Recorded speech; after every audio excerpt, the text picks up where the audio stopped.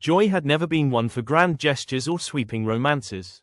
She preferred quiet mornings, strong coffee, and the kind of books that made her forget the world for a while. On a breezy Saturday, she wandered into a small art gallery tucked between a flower shop and a bakery, one she'd passed 100 times but never entered. Joe was there by accident. He was supposed to meet a friend for brunch, but the bakery next door had a line out the door. So he stepped into the gallery to kill time, not expecting anything more than a few abstract paintings and maybe a moment of peace. And then, there she was.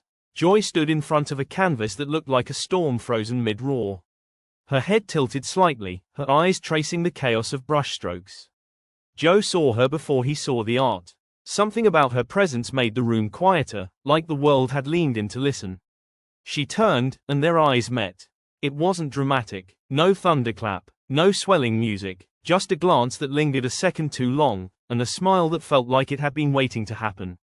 "Beautiful, isn't it?" Joe said, gesturing to the painting. Joy looked at him, then back at the canvas. "It is, but I think it's the silence around it that makes it powerful." Joe nodded, unsure if she was talking about the art or something else entirely. They talked for 20 minutes about color and chaos, about how art sometimes says what words can't. Then they walked next door and shared a croissant while the bakery buzzed around them. That was the beginning. In the weeks that followed, they met again, sometimes by chance, sometimes by choice. They discovered they both loved thunderstorms, hated olives, and had a habit of reading the last page of a book first. Joy found herself laughing more. Joe found himself listening better. They never tried to explain what happened that day in the gallery.